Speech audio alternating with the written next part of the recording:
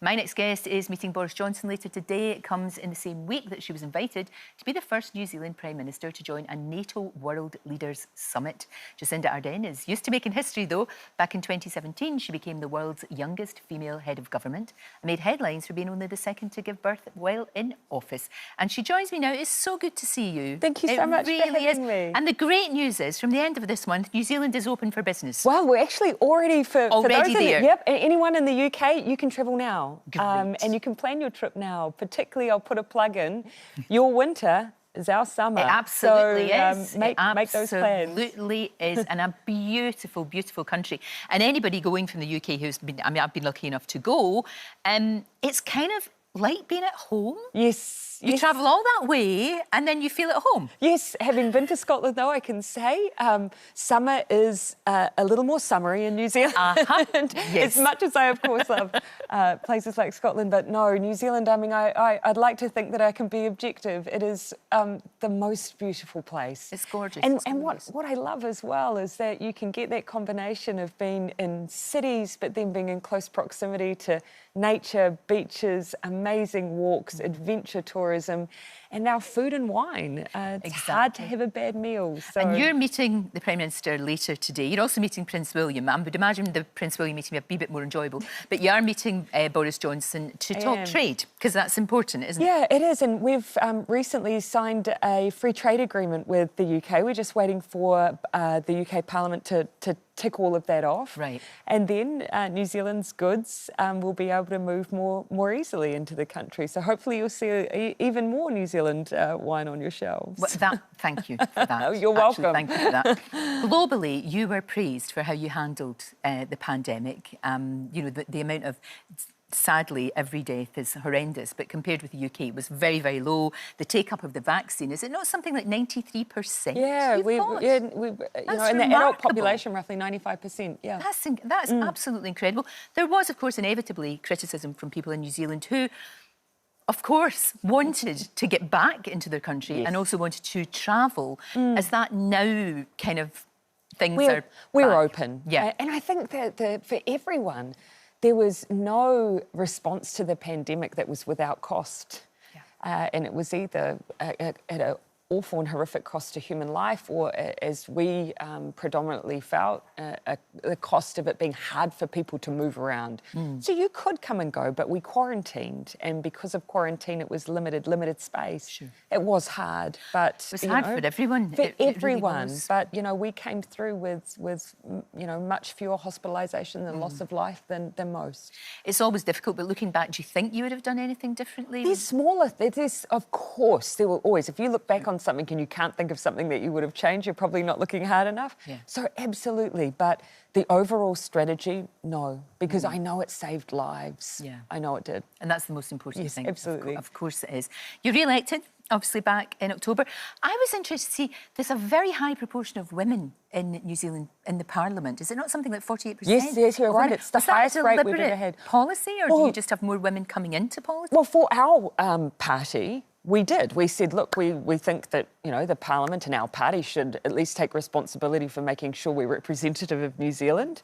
And you cannot tell me that you can't find at least 50% of your candidates, good candidates, as women. Of course you can. So we made a policy for ourselves that we would try and make sure that we had 50% women in our team, and we've done that. But I think for younger women that want to go into politics, seeing you there and seeing you, you know, you had your baby while in office. You took your baby with you to the United Nations. You did all of these things. You normalised all of that in a way that we haven't done here. In fact, it's not allowed here. We were just told this week that it's not going to be allowed. Babies are not allowed in...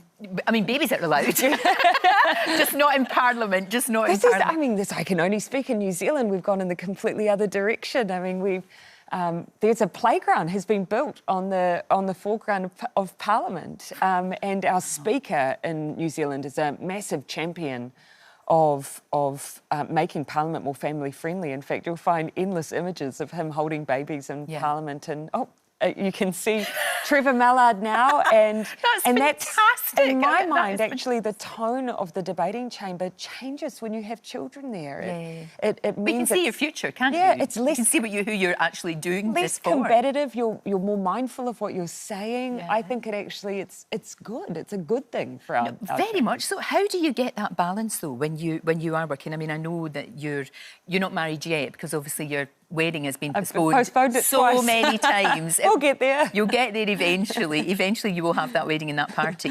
But obviously, you balance it. You both do your bit. Yeah, of course. Clark obviously does the bulk of the care in our house. He's a broadcaster, so he does a bit of both. Yeah. But we make it work. But we've tried to have as normal a family life as we possibly can.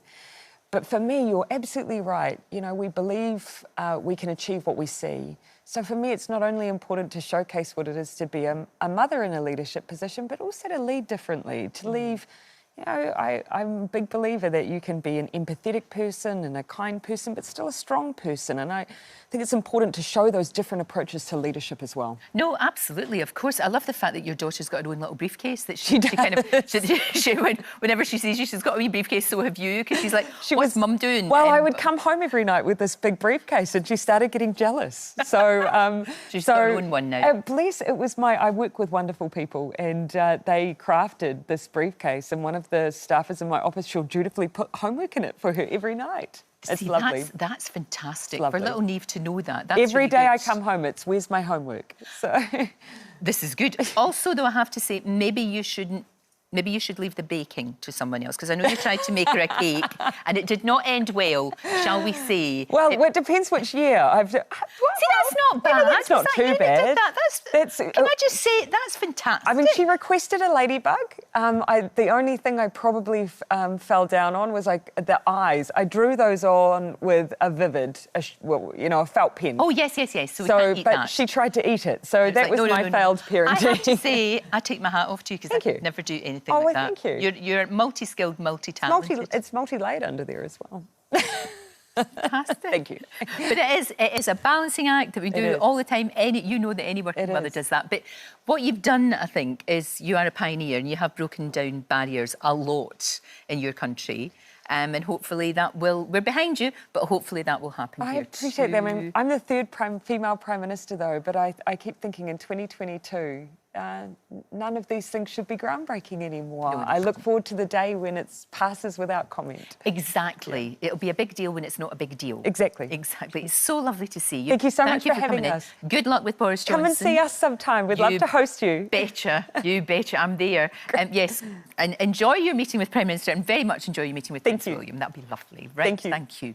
Don't forget, you can watch full episodes of Lorraine on the ITV Hub, and all the best clips, compilations and playlists right here on our channel. Just subscribe now and you'll never miss an upload. Click here to watch another video similar to this one, or click here to head to our channel's homepage to explore all of our exciting videos.